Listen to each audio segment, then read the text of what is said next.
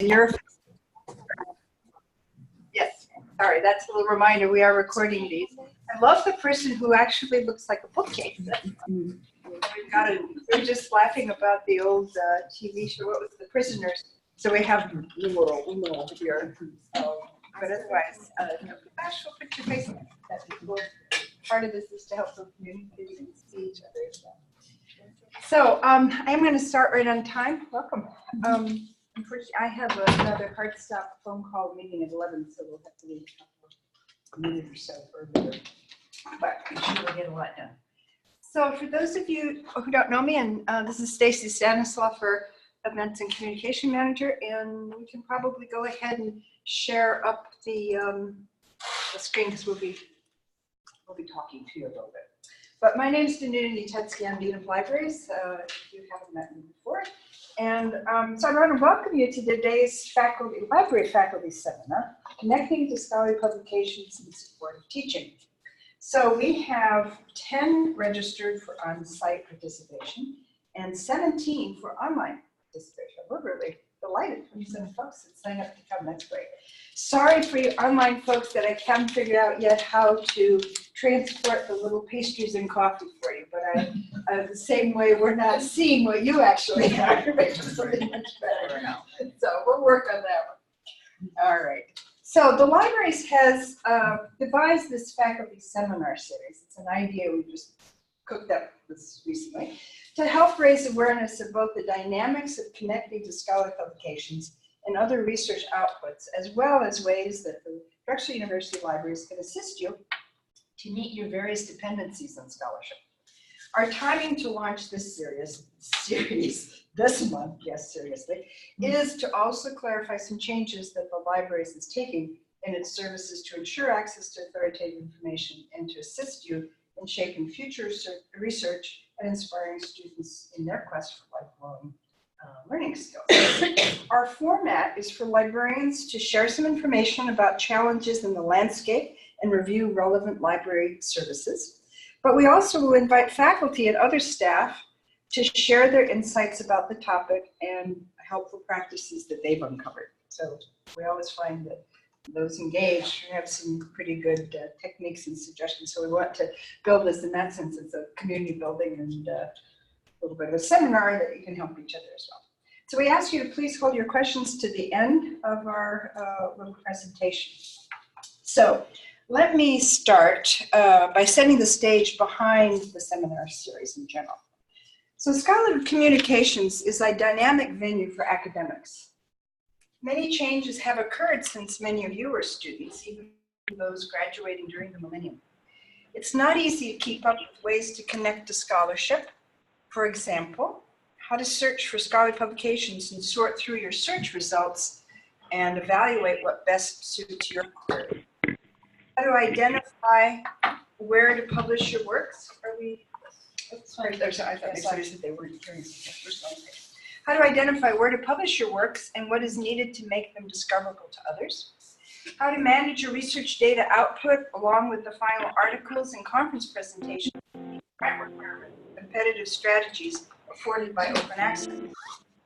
How to guide your students to develop effective literacy skills to be successful to navigate many information formats that are available to them as they become, we have some, we're just asking maybe that each of you mute yourself because otherwise we hear a little noise coming through. So as they become savvy lifelong learners in a world that is increasingly becoming data and information dependent. So today we are focusing on connecting to scholarly publications in support of teaching. We will welcome other topics to address in future sessions, expecting to focus on support of preparing research proposals, of planning research output management, of disseminating knowledge, and of student learning, to name just a few. I should intersect here. We had this basically the same session with a handful of people on the 19th, so was that Tuesday? And some interesting other topics, copyright and some other in-depth fields. So we'll package these. We'll try to package these into seminars. But we, all this to say that we do invite you to let us know of other challenges you'd like us to address with a little bit more detail. so let us, oh, here we go again, there we go. So our agenda for this morning. I'll address the first two topics about scholarly publishing and the library's budget. Larry Milliken and Gary Child, who will be joining us here, two of my library colleagues, will discuss strategies for the library to help you. And we'll end with an opportunity for faculty stories and discussions. So let's take a look at these challenges. The library has a long-standing commitment to connecting over collecting scholarly publication. This emphasizes our commitment to ensuring that we can not only provide electronic resources, licenses, over, we focus on that over acquiring material objects to shelf.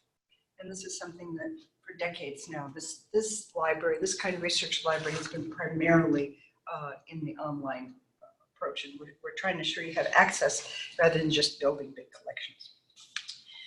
So I want to address two changes today, two changes to the library's commitment to connecting over collecting our scholarly publications. And that's our capacity and also some elements in the publishing landscape, scholarly publishing landscape.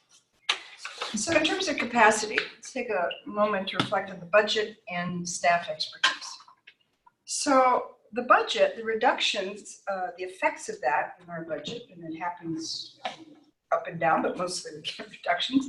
It affects what we can license, what we can purchase, what we can borrow, as well as the staffing that we have to stay abreast of the landscape, to identify opportunities and ways to address changes, to assist faculty and students. And in terms of expertise, we are diverse and lean. I don't know how many of you may have been, you are coming from other large research institutions. We are really very small in terms of our staff.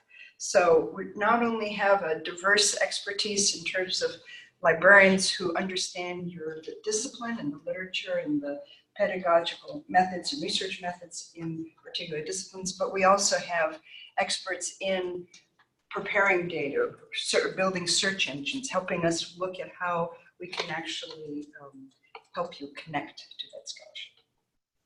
So what's happening in the scholarly publishing landscape? Well, into bringing it home to us, we currently have about 5 major vendors that we contract for most of our licenses. And these have diverse pricing models. If any of you have an image that when we talk about adding a title that we sit there just with title by title add it, that's long gone. We haven't done that. And librarians in general haven't done that for years. So just to give you a flavor of that, as we've been looking at it, we're focusing on 3. And so there are some that take an approach of looking at your license decisions as title by title, as a bibliographic unit, whether it's a book or a journal article, a journal subscription, or a database. But that's fewer and fewer, I would say. The other approach that we have used, which has been quite cost-effective and helpful, are through consortial agreements. We belong to some library consortiums where a number of libraries, and for example, the one in this region, Palsy, has about 70 libraries around the adjoining states to Pennsylvania. It started just Pennsylvania. And essentially we have power in number. We can acquire better deals by having arrangements to be negotiated with the vendor for a larger group of buyers. And then there's those that are really vendors that are high profit. They're on the market, they have stock owners to whom they budget very high profit returns. And that's, you may not realize them, some of them are quite up there with some other very large businesses that are certainly for profit. One of them in particular that we work with, it's very interesting how they provide us the model of pricing. I was trying to simplify it in my own mind to help explain. You can think of it as one of those reward cards when you go to the store. The more you spend over a period of time, the higher your discount. So when we're looking at trying to reduce the amount of investment with that particular vendor, it's not just, okay, so here's the titles we drop or the titles we might trade off, but we become different categories of license rates, discount rates. And that is actually one of the best ways that we as a library can help contain the cost of higher education for the university because of really deep educational discounts that we can negotiate and acquire. So another factor that's happening in the landscape is because we're so dependent on licenses, and licenses are conditions to have access. And among them, there's a mix between those that most of them probably approach it as it's a temporary accessibility during the period of your subscription. So if we have a subscription for 2 years, 3 years, many times they're much longer, but if we have to adjust it, in many cases that license relationship is ended. Now, we do have a number of vendors and publishers who provide us perpetual access. So even though we may not continue a particular subscription, we can continue the licensing to those materials that we had previously paid for. Those are the good guys. So that's something we try to consider as well.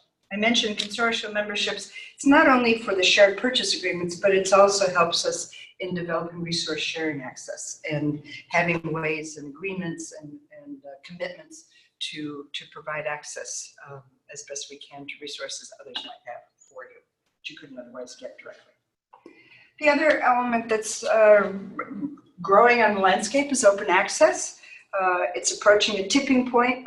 Projections have it that in a few years, most of the scholarly publications will be available in this open versus paid access arena. And Larry will talk about that in more detail. Thanks.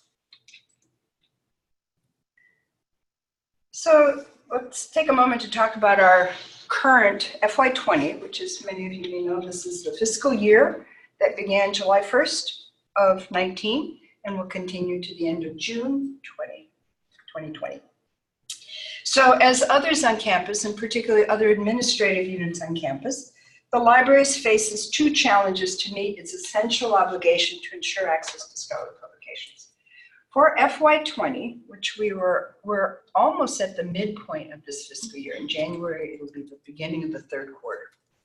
We received a substantial budget reduction as well as a very short time frame to implement it. And basically, we didn't have the final figures till September, which was the 2nd quarter.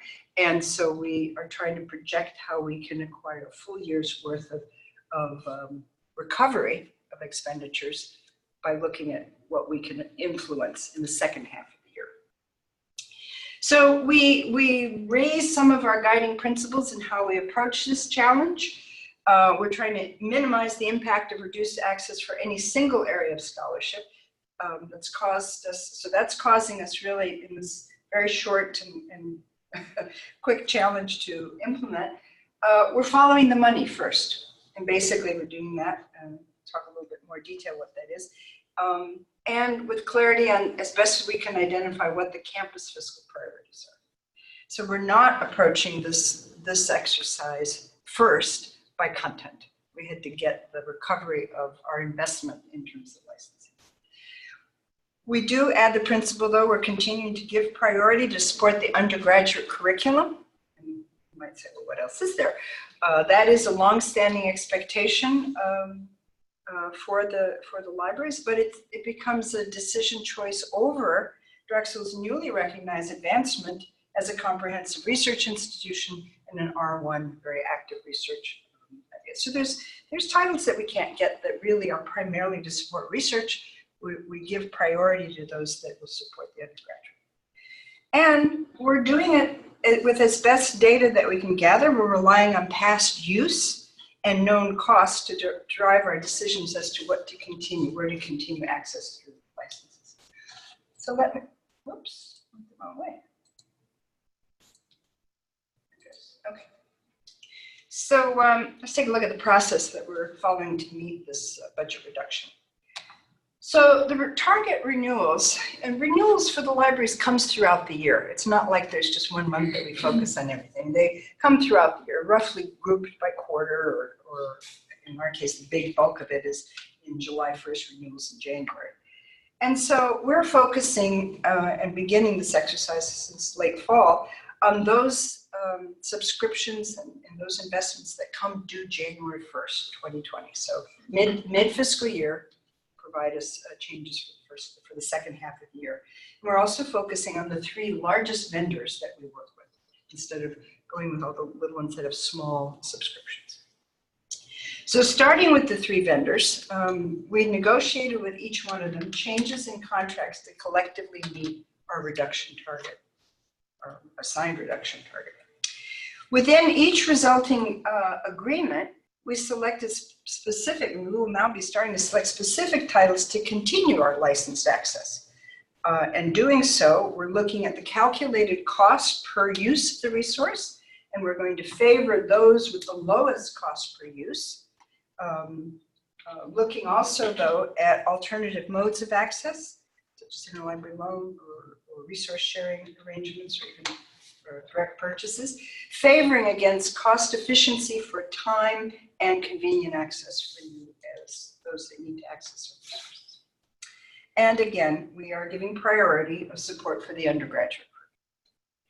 So our final steps in this, which we're starting now and we'll continue through, we're doing a lot next month and probably a little bit into the new year, is to update our search tools, Summon as an authoritative record, to reflect available resources that the library is providing in this different forms of access, and provide guidance to understand effective strategies to connect to publishing scholarship. And that's what Ms. Gary and Larry will give us a little bit of insights in what we had in mind. But before doing that, I also want to highlight what to expect. And it's not that we have crystal balls, but this is our best guess projection of what will be the result of some of these decisions. We expect that there will be little impact on the winter and spring assigned readings. Many of the items that will not be renewed, the licenses that will not be renewed, will continue to provide perpetual access to titles previously licensed. Not all, but many of them. So this is where we're hoping to soften the blow, at least for these first 2 years. We aim, though, to favor those in our decisions to minimize disruption for teaching dependency on scholarly pubs. So in other words, wherever we can, those that provide perpetual access, if we're cutting them, we'll look at those before those that were completely at a loss of having any access to the text. So we'll be urging you to check the library tools for access to those things not yet published, the 2020 publications that'll affect your future assignments and keeping abreast and renewing your strategies of either developing new courses or how you will be updating your assigned readings. So this seminar series, we hope to raise your awareness and share some experiences around accessing scholarly publications, starting with Larry and Gary. That's a rhyme to it. There's a ring to it. And at the end, I really would like to also get your feedback if this is a helpful venue by which to do it. So with that, I'm turning it over to Larry Milliken, our project manager for Scholarly Connections. Hi, everyone. So I'm going to talk about open access.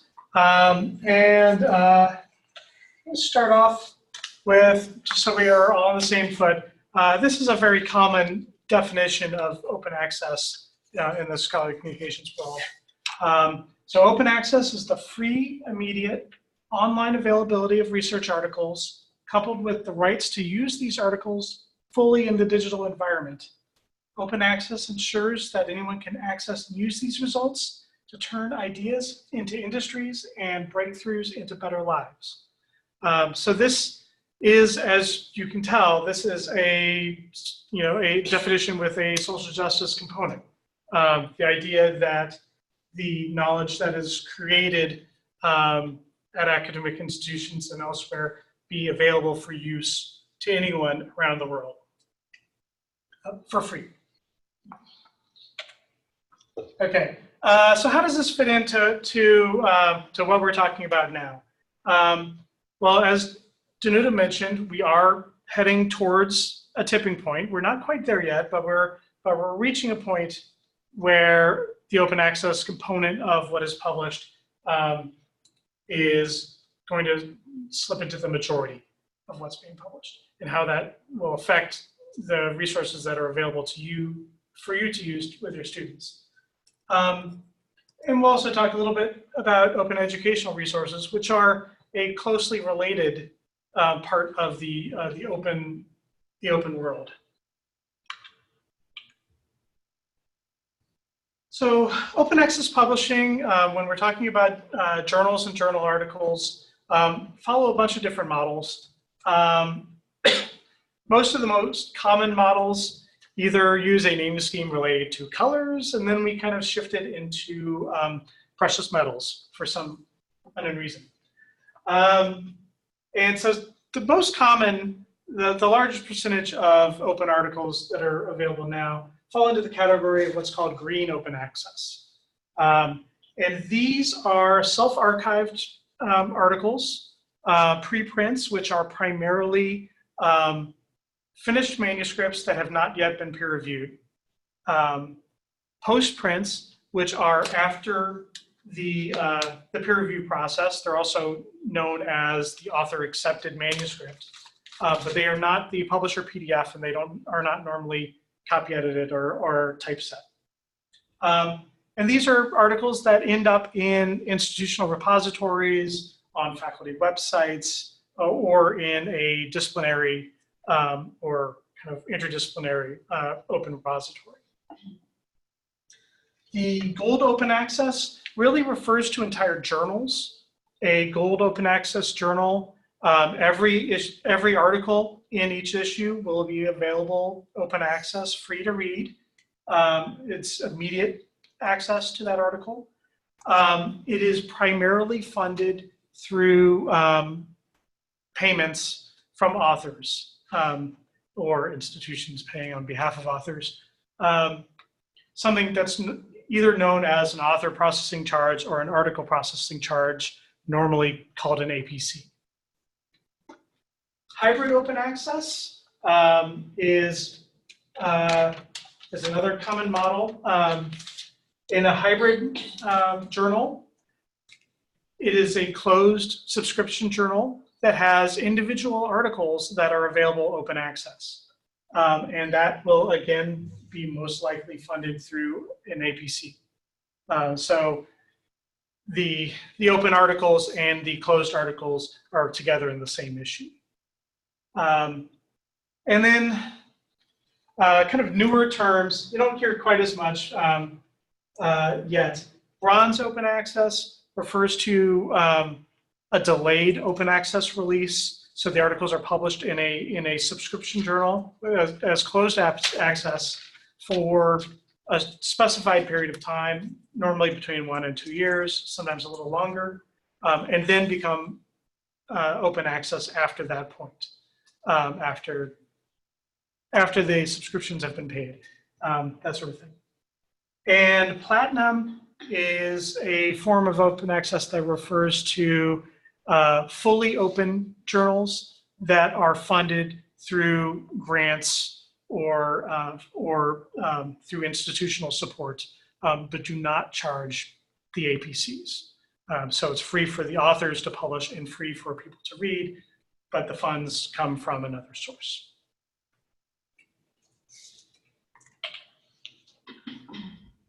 So we talked about the growth of the open access share and how it's approaching a tipping point. Nearly 45% of all scholarly articles published in 2015 were open access. At Drexel, open access publishing is about 28% as of 2018. And that's out of Web of Science indexed articles. So the total number will be higher if you include non-Web of Science articles. And then the total share of open access in subscription journals, so in closed access journals, is nearing 50%, and will exceed 50% likely sometime in this coming decade.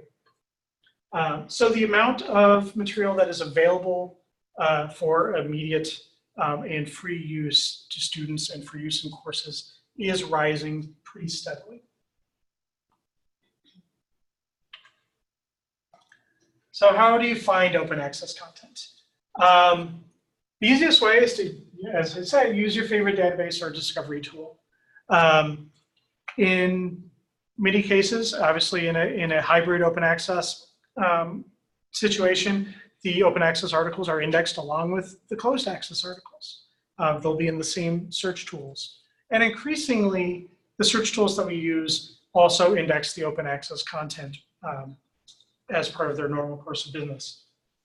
Summon, our main discovery tool, has an open access facet that you can use to filter search results.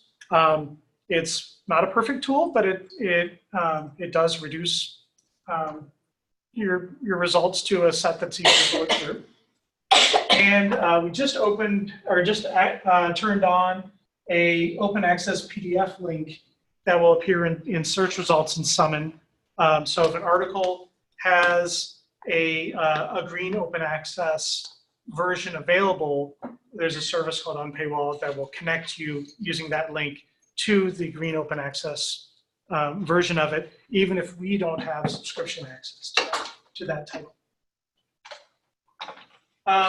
And feeding into Summon, ProQuest, which is one of our major vendors, has a publicly available content database that they've created, and that goes out and indexes materials from the directory of open access journals, and also institutional repositories and other sources of green open access. So those articles show up in ProQuest search results, either in ProQuest Central or in Summon search results. And obviously, lots of people use Google Scholar, and if you do, green open access articles are especially findable in Google Scholar.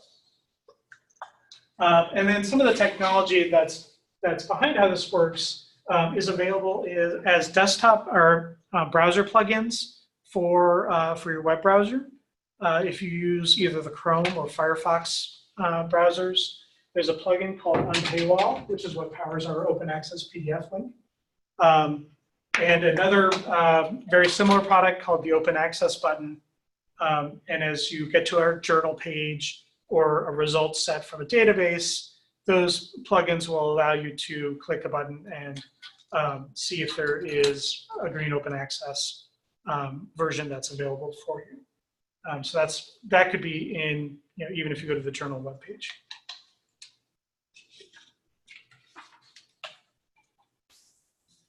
Shifting gears a little bit, open educational resources. This is a very closely related movement to open access journals. The idea that students should be able to have access to their assigned course readings, and cost shouldn't be a barrier for them to do that. The most common form of that are open textbooks. Again, the idea is that these are free for everyone to use. And unlike a commercial textbook that sometimes students have to wait to be able to purchase, wait for that first financial aid check to come in, or to find a used copy and have that delivered. In an open textbook, every student has immediate access on the very first day of class. In fact, and they don't lose access ever because it is always available and always free. And these textbooks are openly licensed using primarily a Creative Commons CC BY license, which means that they can be adapted and reused, sometimes with other restrictions. But a good scenario for that is the best tool that you find is developed for a 16-week course. You've got a 10-week course. You can cut and kind of trim and change the content to suit your needs for the course you're running. Similarly, you can use a single chapter if you want. There's no additional cost for your students, and so you can try out that chapter and see if it works. And if you like it, you can add additional chapters going on. You're not tied to using an entire book because there's no cost for the students for them to try it out. We are members of the Open Textbook Network, which is out of the University of Minnesota. And they have an open textbook library. which is a tool for locating open textbooks. There are hundreds of them. They are all across the curriculum. And a useful feature of this tool, it's set up and designed like a publisher website. So it's familiar if you're looking for a textbook, it's the same process. And there are reviews for many of the textbooks that are included. And so you can see what a faculty member in your field thinks about the open textbook that you may be considering.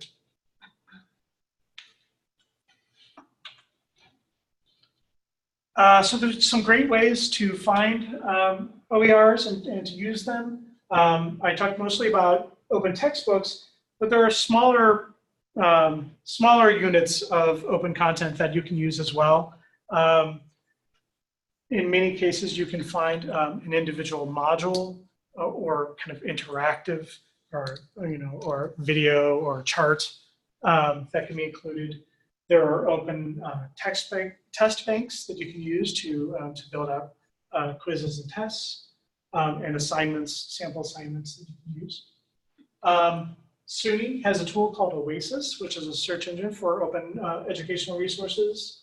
Merlot is something that's familiar to a lot of people. It's been around since the 90s, I believe, and has open access content that comes in a variety of formats, including textbooks, but also down to just individual images, PowerPoint slides, or that sort of material. And OER Commons is a very similar search tool. Lots of different kinds of material that are all open and free for your students to use. Also free for your students, but not free and open in quite the same way, are the licensed content that the library makes available. And that could be ebooks, that could be articles, or videos, sometimes our data tools as well. These are free for our students to use, and they are immediately available. So they make great additions to assigned readings, and in some cases, good replacements for a standard textbook. If you can find a series of materials that will fit that need, then you may not need to have your students buy a textbook. And these are all things that your liaison librarian can assist you with in locating and determining how you can use them best for your course.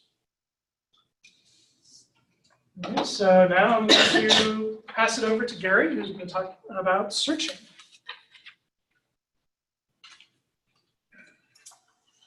Thank you, Larry. Good morning, everybody. Everybody holding up all right? Nice. I'm going to be bringing everybody through a series of screenshots.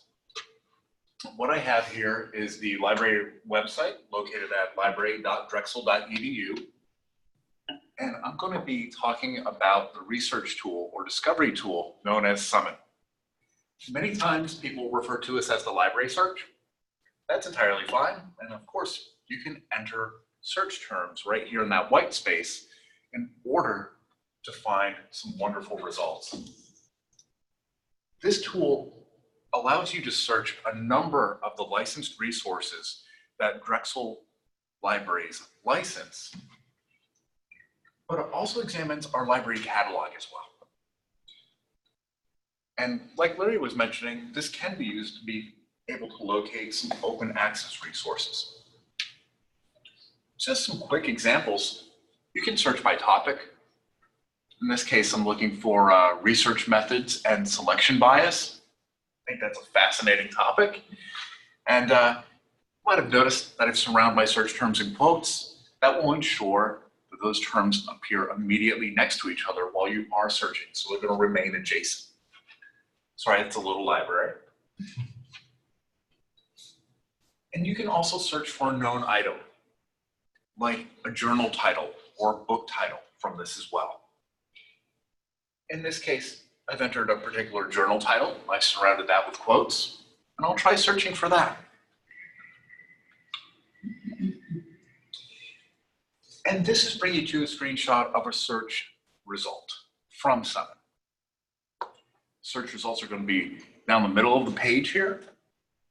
And you might notice that the second result is pretty small, but this is an open access PDF that's noted here. So that can be located. On the left-hand side of the screen is a place where you can refine your search. There are a number of different facets or limits that you can add to your search here to really shrink the number of results that you're seeing on screen, because these result numbers are going to be large. In this case, there's about 14,000 results that are starting to appear on the screen. That can be really unwieldy. So there are a number of ways that you can refine your search and make that search a bit tighter.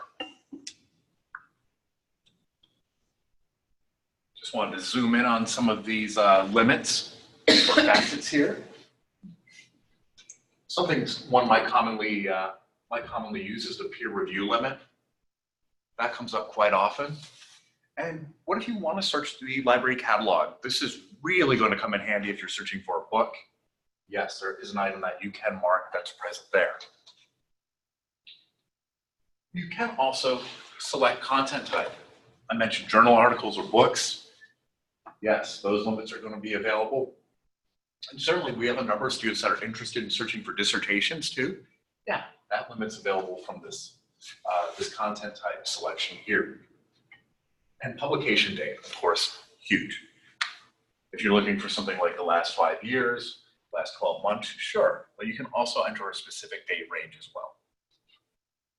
There are some limits that are available a little further down the page. You've got to scroll, they're below the fold.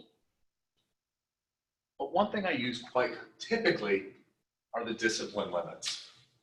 This really helps scope a search. The top 5 results by result number are going to appear. So most largest result is going to appear towards the top. And you might be looking at this and say like, oh, I don't see my discipline of interest on screen. I promise you they're there, don't be too sad. If you click on more, a gigantic drop down is going to appear. It's long, but it's in alphabetical order. So it's very usable at that point. You're going to be able to scroll, be able to find your discipline that you're very much interested in, and be able to select that item. And in fact, you can select multiple disciplines from that drop down that will appear. You also do have some subject terms that you could apply as well. Admittedly, I don't use these as much personally. The discipline limits happen to take care of that for me for the most part. You can also select language and library location. And there's another option to consider while you're searching. This is going to appear at the very top of the results screen in some. Circled it here, and it's just a little thing that you can mark that says, add results beyond your library's collection. It's not exactly the terminology I would use and apply here. And this is a licensed product, so I'm not able to change that, but you can mark that to be able to expand your search. And if you're interested in an item, you're going to want to click on that link to see if it's available. In this case, the title link. This is an example of something that's accessible immediately. And of course, we license products from a number of different vendors. These screens are all going to look a little different. So typically I'm looking for that download PDF link, something that says full text on it as well. Those are your 2 typical terms that you're going to be looking for while you're trying to access content that's immediately accessible. And what if you mark that little box that says look beyond the library's collection? You might run into a screen like this. Sometimes you feel a little sad when you see this screen.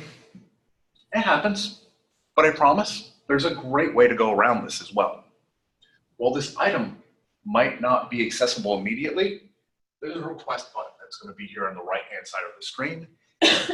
And if you click that, some options are going to be made available. We can request an item via Interlibrary Loan.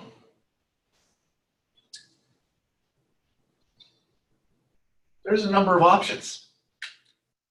You might notice some duplication. As I've noted, yes, this is a licensed product. We're currently in contact with the vendor. That duplication is supposed to be addressed in Q1 of 2020, so we should see that disappear really soon. Here are some interesting options to know. You can see that Interlibrary Loan is listed here, that we can request the item via Interlibrary Loan. There's a books and chapters option, as well as a journal and articles option. There's also this thing called EzBorrow. I'm going to start by talking about Interlibrary Loan, sometimes called Iliad. If we click this link, you want to select the link that's most appropriate. In this case, we're looking for a journal.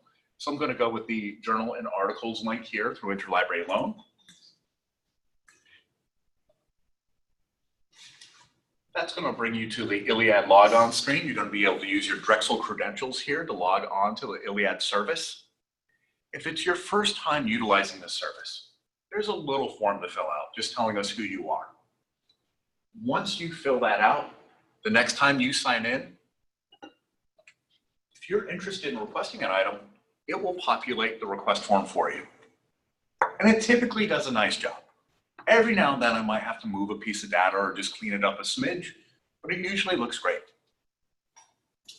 When this data comes in, you're going to scroll down to the bottom of the screen, and there's a button that's going to be really clear that you want to hit that says, request this item. Should be pretty nice and simple to use. You might be wondering about turnaround time right about now. I was actually speaking to one of my fellow Drexel staff members over at CNHP the other day, and they really talked about how rapid the service was. In some cases, they noted that they received the item in hours. I don't always expect that. I usually budget for 2 to 4 days myself. I know our official language says 2 to 3 days for turnaround time on journal articles. It works beautifully. Every now and then there's an esoteric item as well. I know the staff member had noted they were looking for an item that was from a non-English language journal. That one did take a little longer, and they said they received that item in about 2 weeks. And I want to make sure that I do note their personal experience with that service. Turnaround time is immensely important to all of us. So I also want to talk about the EzBorrow service too, and why this is important. We can use Iliad to request books and book chapters, but one other option that we have is using EzBorrow to request books as well. There's a number of libraries that we partner with, and what EzBorrow does is it tends to cut out the middle person, that person that's managing a lot of the request options that are going to be coming through. This puts the onus more on our users that are coming to the service and logging in via EzBorrow. You're going to be able to do a search through EzBorrow to determine if one of our partnering libraries or institutions happens to have that item available. There's a basic search, but there's also an advanced search. And admittedly, I love the advanced search option. It just gives me a little more control. You can put in basic keywords, but there's title and author search. So you guys know I'm a librarian. I like using the ISBN search, that standardized number for a book. So this way, there's less searching involved. I put that in. It's just much, much faster for me in terms of searching. It is less ambiguous. I'll look for that item, and I'll be able to request it via the EzBorrow system.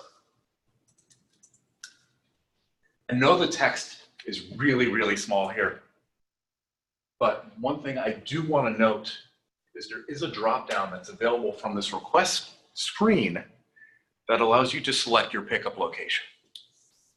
So yes, you can note that, okay, yeah, I'm in University City. I want to pick this up at the W.W. Hagerty Library. That's entirely appropriate. If you happen to be located in Center City, the drop-down is still going to say the Hahnemann Library. So it might be a little awkward, but that's there. Also, there is the Queen Lane location as well. This works nicely. When I use EzBorrow, my personal experience, even though these items are coming through snail mail, I'm getting these books typically in about 3 to 4 business days. And trust me, I do not get preferential treatment here. It works beautifully.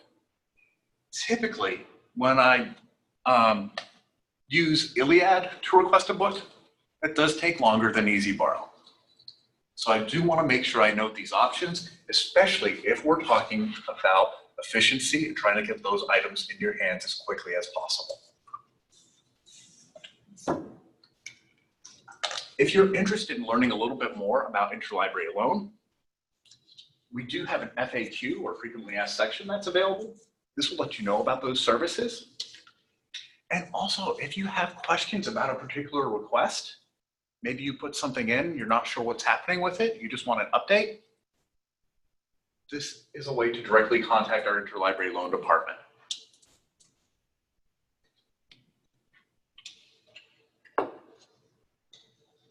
I have some important considerations to note too. In many cases, I've been talking about immediately accessible items. And say you want to put those on course reserves for a class to have available for your students. Yes, those can be loaded and be made available via our ARES or RA system, ARES, always pronounce it weird. But that can be put online, set up for your students. When talking about using Interlibrary Loan or EzBorrow, those objects are not licensed for our community. So that's something that we can't put on reserve for students. And I think that needs to be a very, very clear thing. We have to be very careful about that. Copyright is a big consideration. Fair use is a large consideration. So I've also wanted to provide a link to our copyright library guide that's available. And it's a great site to be able to take a look at and learn a little bit more about copyright and fair use. And I also wanted to show the importance in terms of risk management here as well. So I do have a link here to talk about copyright infringement cases. This is an external source, but I think it can show some huge reasons why you really want to pay attention to this. It shows some cases that have been lingering for many, many years. At this point, I'd like to turn things over to Dean Metesky to talk about some questions and discussion. Okay, thank you. Thank you both. Nice summary. So we have a few minutes left. We'd like to open if there's any of our faculty who, in tackling these same challenges, have uncovered some other methods or techniques to gain access to resources, particularly when you're preparing your coursework for your students or guiding your students in their own independent research, which then they too can use Interlibrary Loan and all that. But anybody want to venture a comment here? Otherwise, we'll open it up for questions and just general discussion.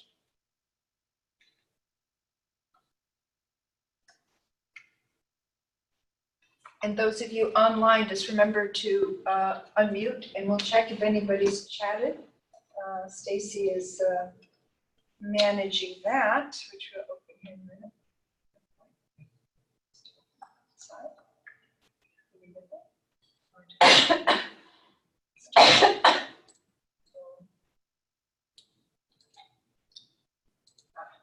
Okay.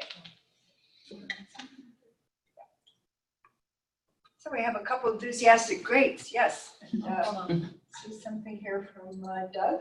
It looks like some people are having problems hearing us. Can you hear us now? Okay. All right. So don't lose Doug's question there. Yep.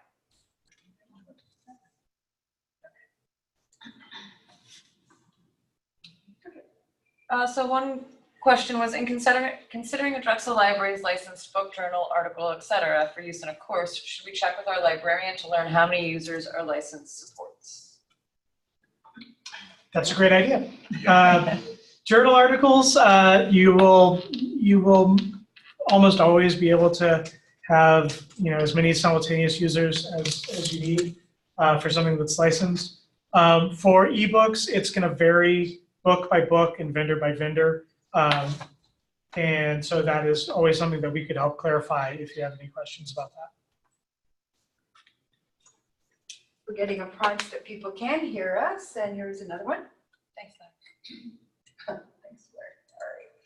Any other questions or observations or, yeah, could you identify yourself for others too? Ellen Starowski from Sport Management in Legault. Just thank you in terms of Iliad and borrowing. I've been flabbergasted at how wonderful that support has been. So just personally, a little thank you. Oh, terrific. So this is one of the examples of a benefit of working in a consortial agreement. So why EzBorrow has a little edge. This is among the 70 libraries that, not all of them, but most of them participate in the policy group, and that includes Penn State, NYU, Temple, Penn, ourselves, as well as a number of little libraries that are excited to be able to have something in their collection to share too. So we have some extra commitment to work fast in infrastructure to do that. Interlibrary Loan is international, and it's a long-standing agreement, so good to know. We really want to raise the awareness that that's part of our strategy of how to help you get access. We can't afford to buy licenses for everything. Very good.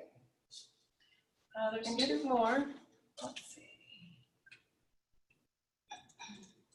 How can we find out more about what is available in the Open Textbook Library? The easiest way, we have a library guide on open educational resources, or OERs, and we can send that link out to everyone so they can find it, and that has links on it to the Open Textbook Library and to Oasis and other places that you can search. Frankly, you could also just Google Open Textbook Library, and that will take you as, I think, the first or second hit to that page where you can search.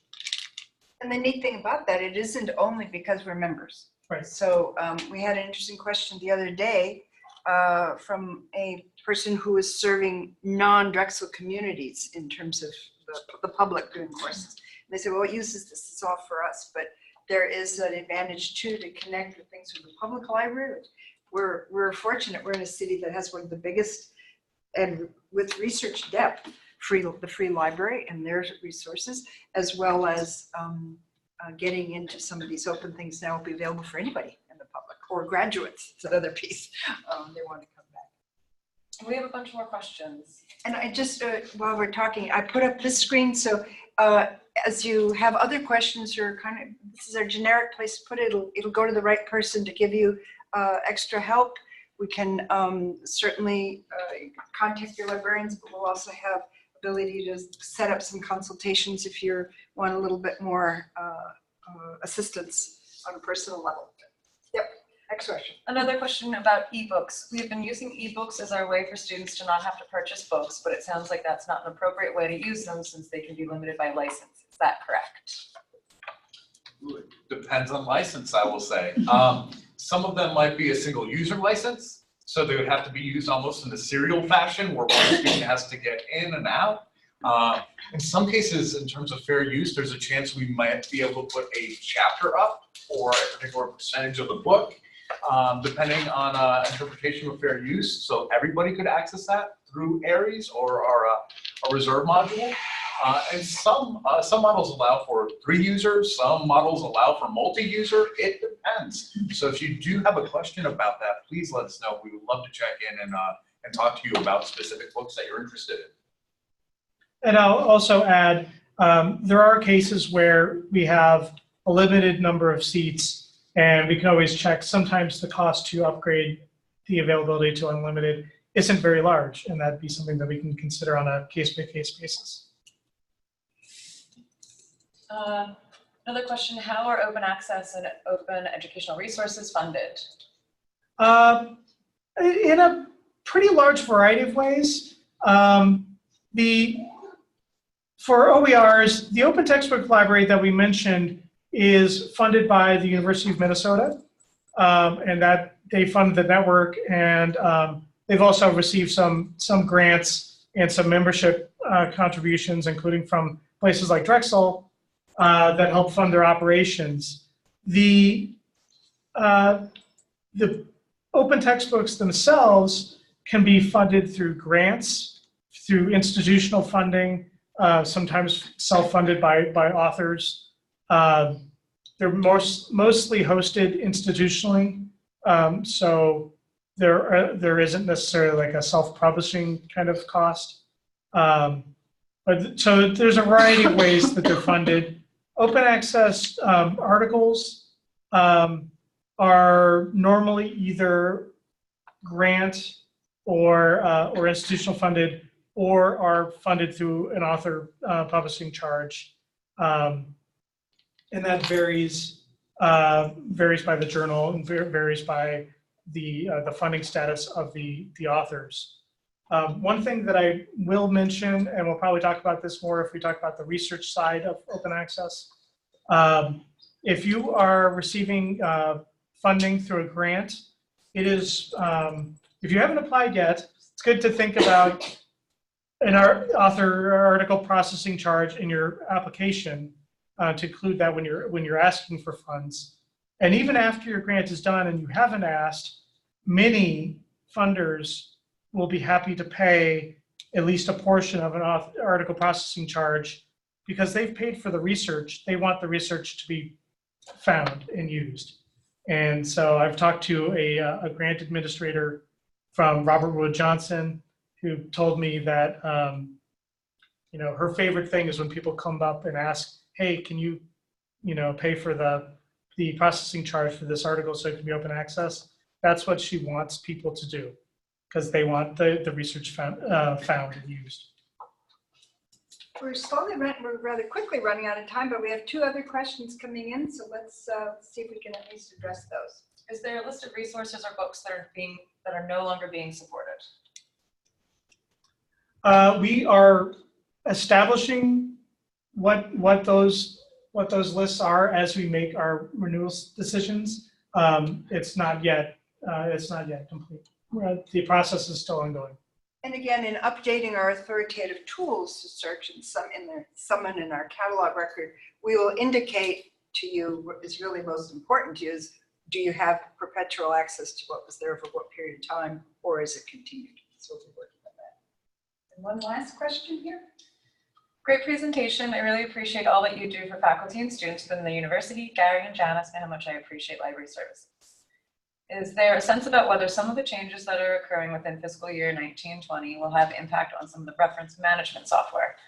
EndNote. Also, is there a mechanism where articles sent within Iliad can be sent to an ancillary email account? I receive a lot of the articles to my personal Drexel account, and I'm wondering if I can have them sent to my lab account. Let me briefly talk about the impact on our other software.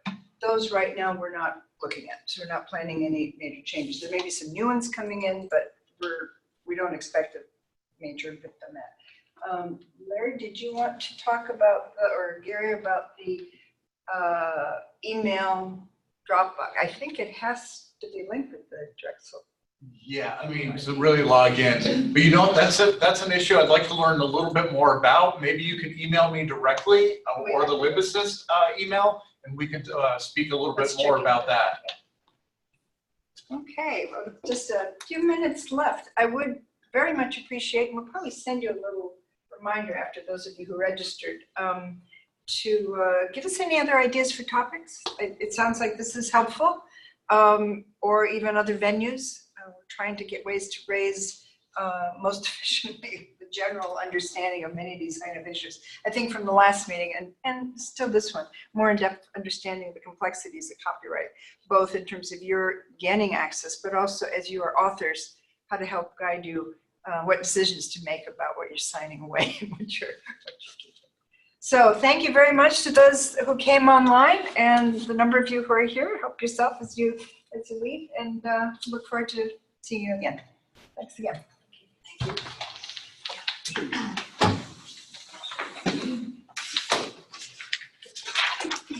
So how do you gauge the authenticity of the different accents? Well, it's easiest at the journal level.